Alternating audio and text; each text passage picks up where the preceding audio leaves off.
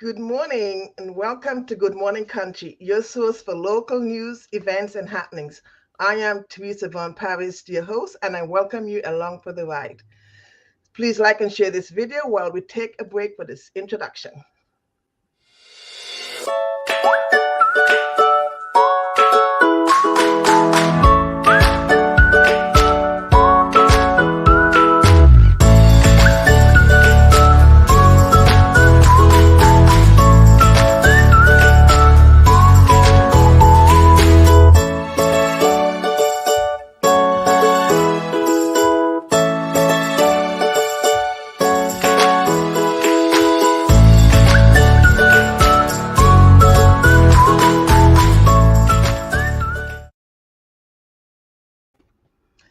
Welcome back to this Wednesday morning's episode of Good Morning Country.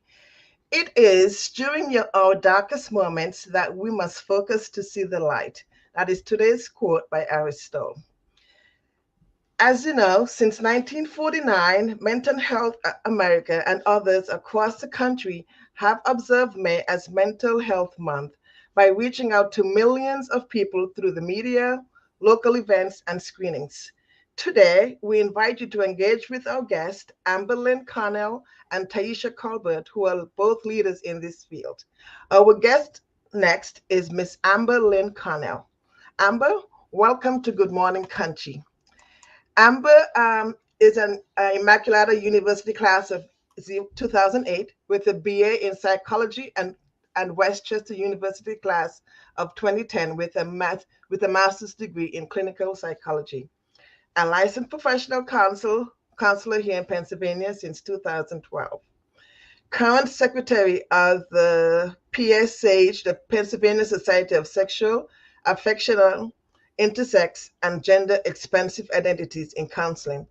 Amber, welcome to Good Morning Country. Good morning, Teresa. Thanks for having me. This is so My, exciting. my pleasure. I'm so glad you're here. Yeah, absolutely. So tell us about first who you are in this community. You're from this area. I first met you back at the Rotary Club here Yes. in Conshohocken. Yeah. That was like 2015, something like that. I think I joined A few years ago. a little while ago. Yeah. Our pre-COVID days. Yes. So I've been working in the mental health field technically since like 2008 when I got my bachelor's degree. I got my master's in 2010. I became a licensed professional counselor in 2012.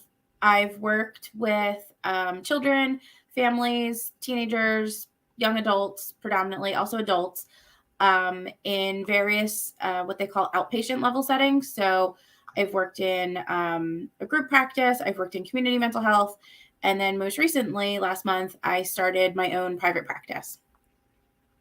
Congratulations to that. Thank you. Yes, it's very exciting. Yes. And I must take you back. When I first came to the Rotary Club, I met you there, and you were taking a class at the Wharton School of Business. Yes, I And was. yes, and because of you were there, I actually went and took a program there at that school.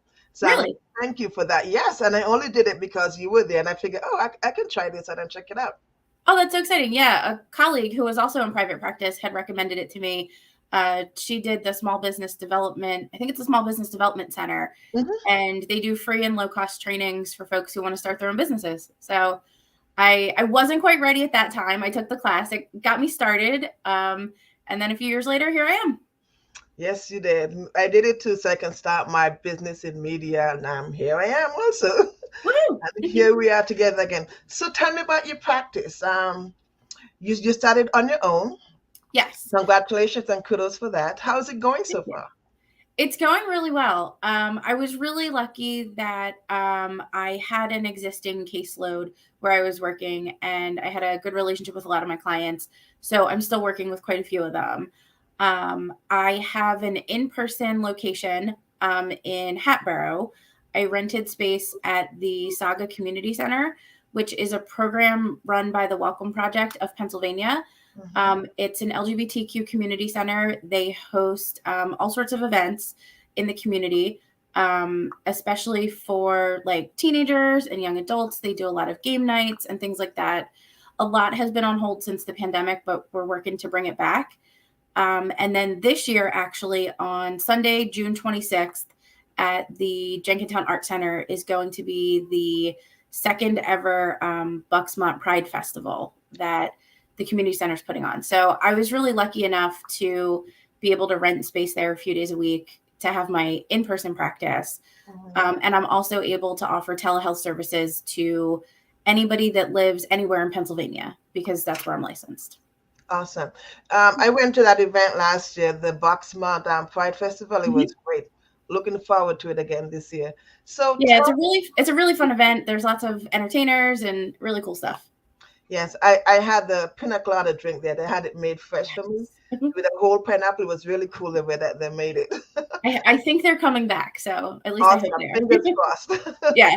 Awesome. So, how do mental health, how is that diagnosed? And So there's a lot of different ways. The way that I operate as a licensed professional counselor is, someone who's interested in counseling services would either seek me out via my website, which we could share.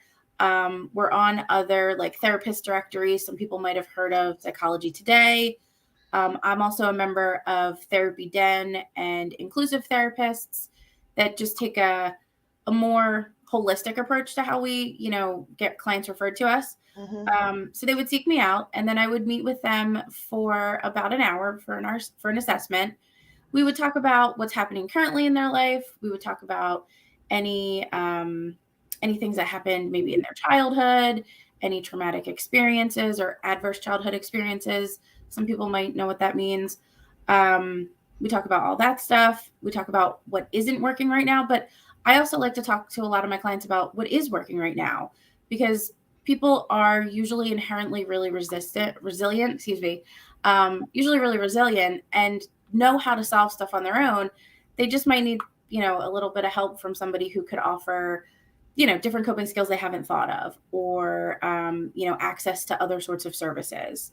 And then, if my clients meet criteria based off of the DSM, mhm. that's how we diagnose. They would get a diagnosis in order for us to maybe be able to bill their insurance or recommend for other services. It's not required to have a diagnosis to get therapy at an outpatient setting like mine in a private practice.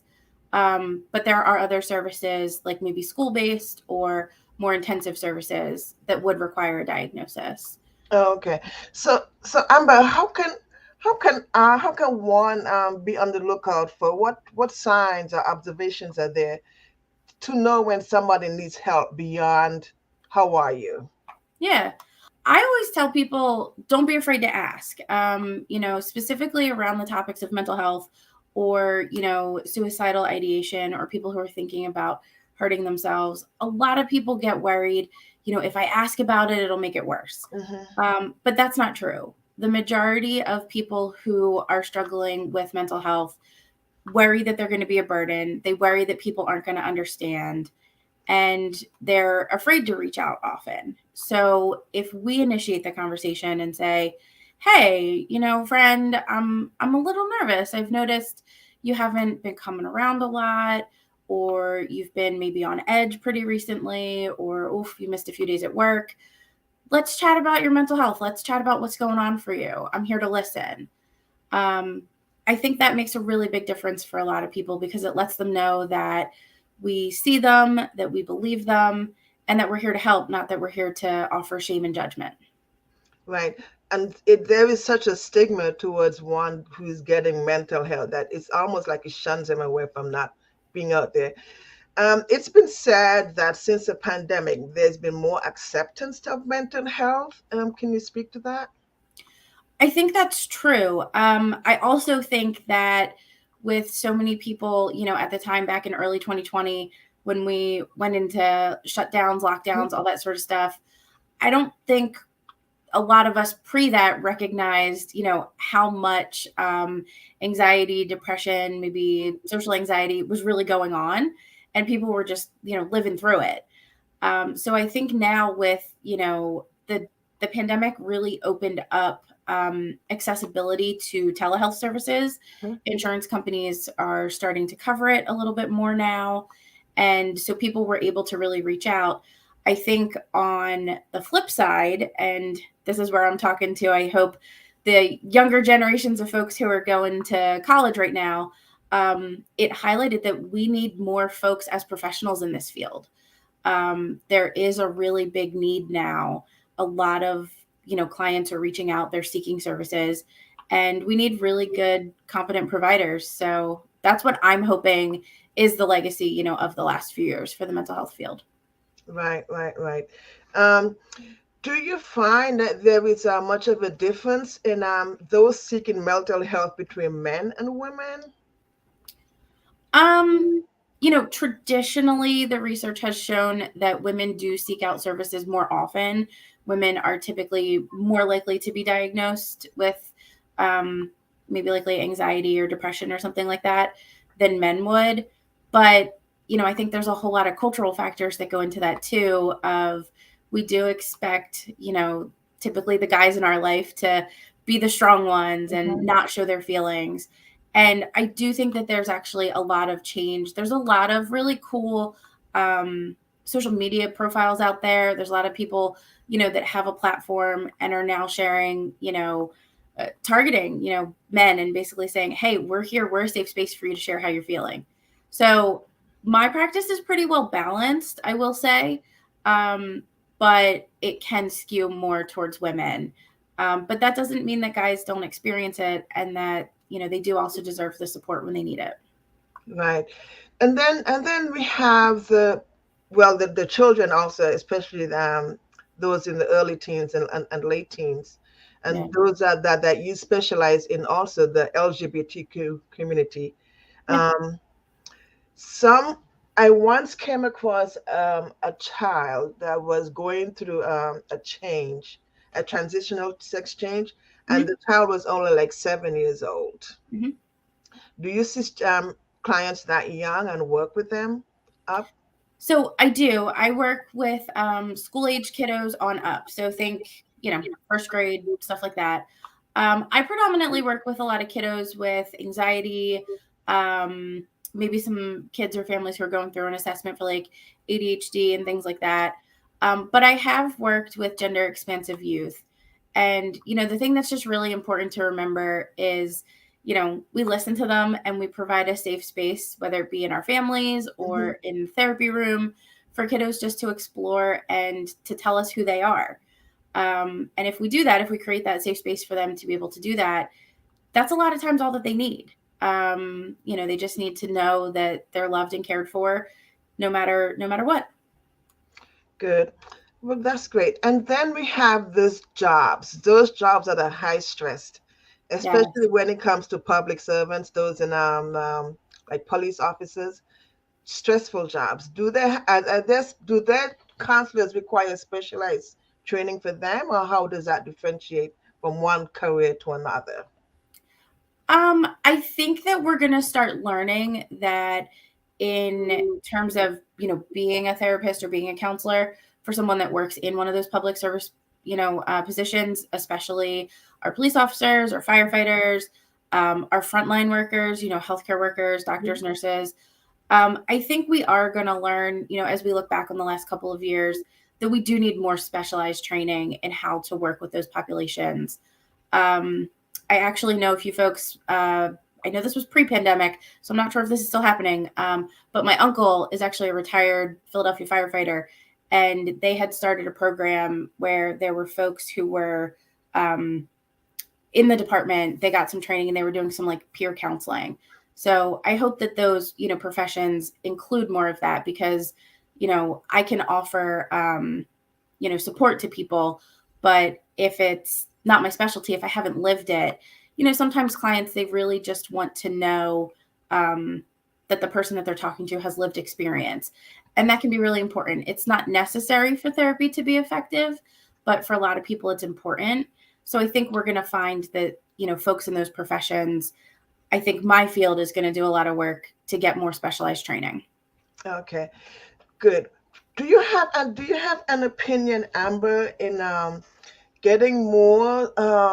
mental health advocates or people like yourself to be more aligned with our police department or first responders when we're responding to households or any event to probably take care of any mental health cases? Do you have? So I think absolutely the more trained in mental health that everybody can be, the better it's going to be for our communities as a whole. A lot of cities and communities across the country have started deploying mental health workers like a mobile crisis unit, which Montgomery County does have mobile crisis units. Mm-hmm. They've started deploying those along with their police officers. And, we've seen a very, very steep drop in the necessity for hospitalization. We've seen a steep drop in, instances of violence in some of those communities. So I think what's important is, mental health is not an individual's need, it's a systemic need. And if, as community members, we're willing to look out for one another, ask the hard questions, stand up for our neighbors, I think that that's going to make a huge difference. So I think the more training everybody can get, the better. Right. Brings us back to that sense of village taking care of the village. Absolutely. Yes. Yeah. Nobody can do it alone. Like, Yes, exactly. I work with a lot of individuals, but one of the first questions I ask everybody is, how's your community? Let's get you connected to other folks that are going through the same stuff so you can advocate for one another. Absolutely. All right, Amber, well, thank you so much for being here with us. I'm going to take a brief moment here where we'll take a word from one of our sponsors and we'll be right back. Sounds good. Mhm. Are you dealing with estate or loan documents? Or perhaps an international business? Welcome to Paris Mobile Notary, your solution for notary services 24/7, 365. At PMN, we put customer service first, coming to you for all your notary needs, including apostille and authentication, document delivery, I-9 verifications, estate documents, prenup and postnup agreements, affidavit, mortgage documents, identity verifications, and so much more. We proudly serve Montgomery, Bucks, Delaware, Chester, and Philadelphia counties, and can't wait to work with you. So contact us today for your next signing at parismobilenotary.com or call us at 610-825-3300. Paris Mobile Notary, at your service anytime, anywhere.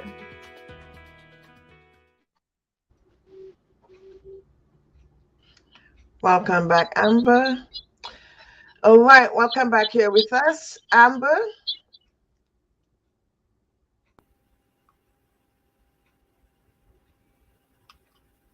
Hi there. Sorry. That's okay. Technology. Yeah, super fun. Amber, we were so glad to have you here at Good Morning Country. I want to wish you so much success on your new endeavor. Being on your own is never easy when you're going out on your own with your own business. Do you have any upcoming events or anything coming up that you'd like to share with us before you go? Nothing for me personally, but I will give another plug for the Bucksmont Pride Festival. I actually am going to be volunteering there, helping with setup and breakdown and stuff. It's a really fun, family-friendly event. Lots of good music. There's delicious pineapple drinks. So I Yes. definitely want to recommend that. That's the tropical in me coming out. Yes. And when is that? That's in June, right? Is it? Yes. Sunday, June 26th. Okay, awesome, awesome, awesome, awesome. Okay, Amber, we were fortunate and happy to have you here with us here at Good Morning Country. Thank you for your time. Yeah. And our Thank next you so much, guest, Teresa. my pleasure. Thank you. Say hi to the Rotary Club for me. I will. Okay. All right. And our next guest up is Miss Taisha Colbert. Taisha is a graduate of Virginia Union University in criminal justice and criminology and a former deputy sheriff in Richmond, Virginia. She's a case manager at Catch, Inc., which is Citizens Acting Together Can Help. Catch helps folks in the areas of mental health, drug and alcohol, intellectual disabilities and autism, and residential services, veterans and fitness, and transportation. Miss Taisha Colbert, welcome. Oops. Thank you for having me, Teresa. It seems like I'm upside down, so I don't, or sideways, so I don't know how to correct that. I'm sorry. Uh-oh. Should I turn my phone around? Turn the screen. Zach, let's take a quick break here again. And oh, there you are. You're right here. Okay, wonderful. Thank you. Awesome, awesome. Welcome to Good Morning Country. And Thank you're you. here, Thank you. right side up. All right. Welcome, Taisha. So tell Thank us a little you. bit about you, a little bit more about you and in your field of mental health. Yeah, so I kind of got into the mental health field by accident. Um, I was, as you said in my introduction, I was a deputy sheriff, and something tragic happened during the time that I was a deputy sheriff. And so I relocated back home, and I just asked God, "What do you want me to do?" And He said, "I want you to work with children." So I just started, applying for jobs, and I started in a group home setting. And then I started working as a one-to-one in the schools for those kiddos who needed extra support, who had a lot of behavior issues. And then I came across a behavior consultant who told me that his job was hiring, and that I should send my resume in right away. I sent it in the same day. It was a Friday, a Monday morning. I got a phone call and got an interview. And I've been at the same job for almost 20, November will be 20 years. Awesome, awesome. Thank you. And in that capacity, you work with your clientele are usually in the mental health sphere where you're able to assist and work with them. Yes, so Catch is a mental health agency. It actually is the oldest mental health agency in the city of Philadelphia. We've been established since 1979. All right. So tell us about a little bit about your work. Do you work with Catch, but do you work with in the school district also? And are you still aligned in the criminal justice system, or how does that come together for you? Yes, so as a case manager, which I'm an enhanced case manager, there's only 5 of us in the city of Philadelphia. And so Catch, there's an insurance company called CBH, which stands for Community Behavior Health. They are the ones who refer cases directly to us. They handpick the cases for us. These are high profile cases. And so what we do is we try to assist the families in different areas of their life. So mental health being the main component. And so with that being said, if a child needs therapy, they need to be evaluated first. So we try to connect them to an agency such as Amber, even an independent practice as Mm-hmm. well. So they get evaluated and they start their therapy treatment. And if they need medication, then we link them to a psychiatrist through the same agency.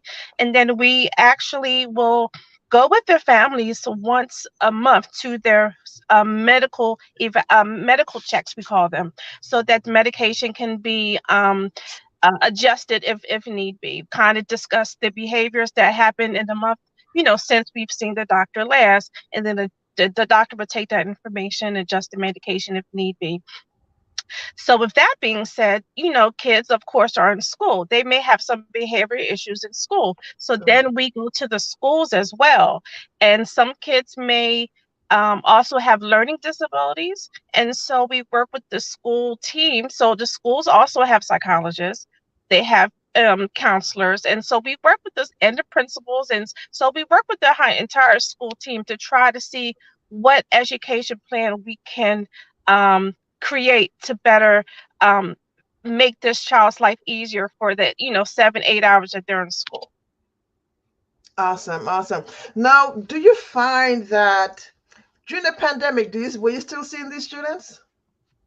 So everything became virtual at that point. During the pandemic, I was working from home at this point. I actually just started working out in the field February of this year. And so virtually, we would do Zooms, we would do Google Meets, and sometimes with the mental health piece, everything would be over the phone, unfortunately. So it was very difficult. A lot of kids' behaviors increased during the pandemic Mhm. because they didn't have that one-on-one interaction with their therapist. Oh, with their classmates. No, with their therapist. Like if they had Oh, therapy sessions, normally they would go to the office. But okay. during the pandemic, everything became virtual and everything was over the phone or, like I said, Zoom or Google Meet. So you saw a lot of kids' behaviors declining at that point. Oh, okay. What about your caseload? Has it increased since the pandemic? It's been up and down, to be honest. I have a particular caseload, so I can't have any more than 15 cases because I have to see my clients on a weekly basis. And so we do have some cases that are more dire than others. Mm-hmm. I have some cases like I do now where people are experiencing homelessness, and so that becomes a priority because we don't want them in the streets. We want them to have a place to call home. So then we work with the community. As a case manager, I have to find resources to they have a lot of youth shelters in the city of Philadelphia. So we work with the youth shelters to try to get youth in the shelter. And then they create a housing plan by doing an assessment and then trying to get that child more permanent housing. Okay, great.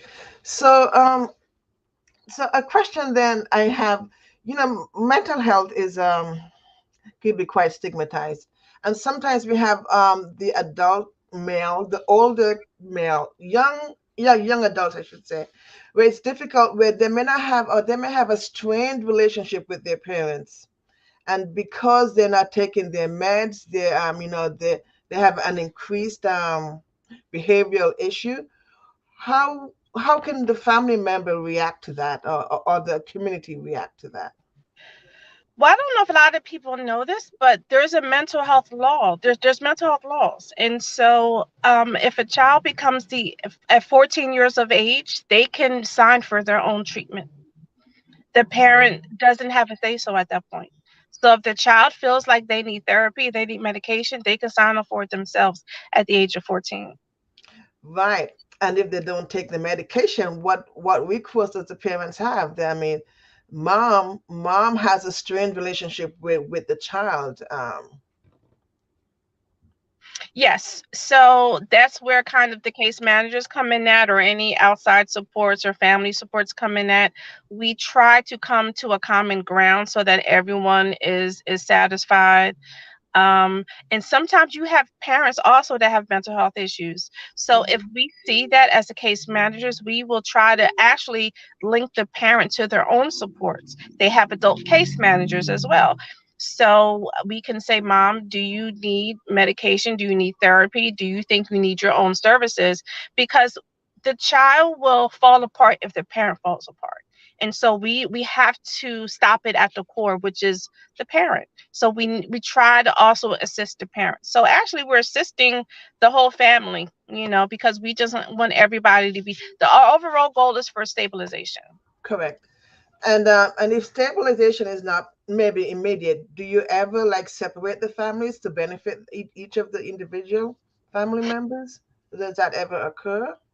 That only occurs during idle times. Say if there's a breakdown. So if a child has to get 302, Mm-hmm. which is an involuntary commitment. That's a time where they could be separated and they go into the hospital for a period of time to see what the breakdown was, what was the cause of it.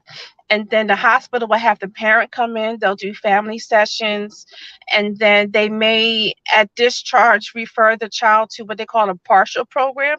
So they're still in the hospital, but it's just during the day hours, and then they'll follow up with outpatient visits after that. So we try to just keep the therapy going. Awesome, awesome, awesome. So it seemed like that. So you're able to now go back into the schools now in person with these kids and work with them. Yes, I'm back Awesome. in the schools. Finally. Yeah. Going there in Philadelphia, there has been with the COVID issues. How is that going there with you and your services? Believe it or not, the school district of Philadelphia, they don't have a mask mandate right now. So you have students walking around the schools with or without masks. You have teachers doing the same.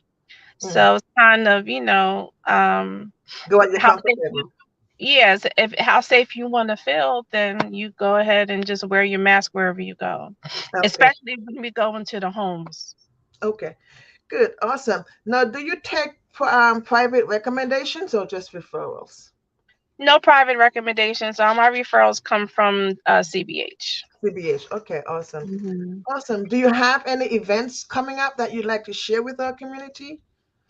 No, I actually don't. At this point in May, we just try to get kids prepared for summer camp. So we have grants.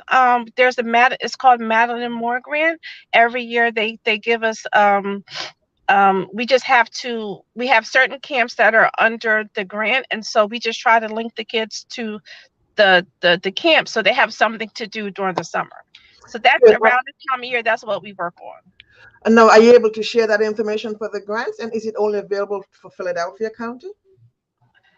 Yes, it's only available for Philadelphia County, Yikes. unfortunately. Yeah, I And we know. extend there too. Yeah, I'm so sorry. Okay. Do you have any information for the grant that we can share? Yeah, I could probably send you the link for it. Sure. Okay, great. Yes, if you can send it over to us, and we'll help you get it out and get our kids registered for it. Yeah, for All right, sure. great. Mhm. Well, Taisha, thank you so much for joining us. Say good morning, country. Is there anything you'd like to share and before you go? Any last words? Thank you for having me. Yes, so I would just like to say that mental health. I'm glad more people are um, looking into getting help for themselves because, like you said before, it used to be a big stigma. And it's just important. Every day we have to wake up, we have to start our day off on a positive note and hoping that it ends off on a positive note. And if you need a therapist to help you along the way, don't be shy. If you need medication to help you along the way, don't be afraid to ask for that particular help, because a lot of times there's chemical imbalances in the brain. And if you have certain diagnoses like bipolar or schizophrenia, those medications can help those uh, that imbalance become balanced, and so you can live a productive day-to-day life. So just reach out for help if you ever need it. Awesome. Thank you.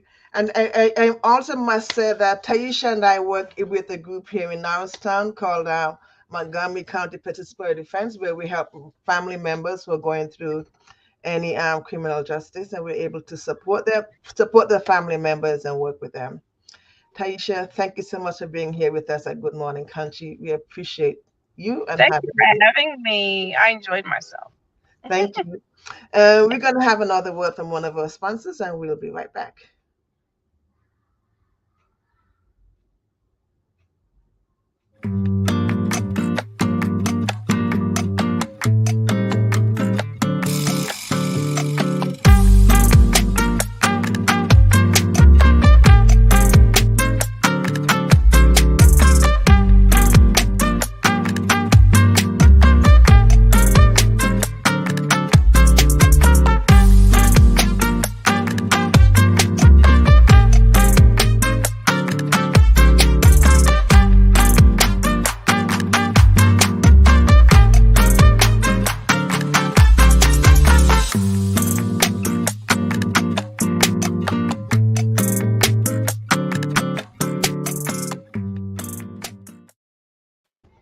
Welcome back. Here are a few upcoming events that we want to talk with you about.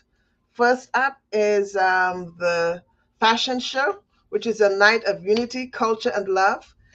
It's a fight against lupus, and that's being hosted by the Black Cultural Awareness Group out of the Plymouth White Marsh High School. That's this upcoming Saturday, the 14th, and it's from 2 p.m. to 9 p.m. There's an admission price of $10, and the ticket link would be in the comment section. Our next event is the monthly Notary Public Brunch hosted by Notary Today. It's this upcoming Sunday, the 15th. It's from 11 a.m. to 1:30 p.m. And it's at Andy's Diner over there at 505 Ridge Pike. RSVP at notarytoday.pro/events. And the big day is coming up next Tuesday, which is Primary Day, May 17th. Here and across Pennsylvania, the polls open at 7 a.m. to 8 p.m. Please get your votes in. If you have not turned in your ballots yet, your absentee ballot, you can do that up until 8 p.m.